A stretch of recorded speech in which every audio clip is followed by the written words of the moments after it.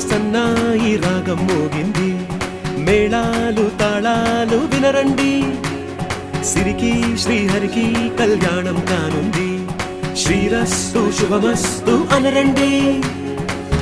అచ్చతలు గంటో పెళ్లికి అర్థం చెప్పారంటూ, మెచ్చదగు ముచ్చట ఇది అని సాక్ష్యం చెబుతామంటూ, జనులంతా జై కొట్టేలా జరిపిస్తామండి. అందాల కుందన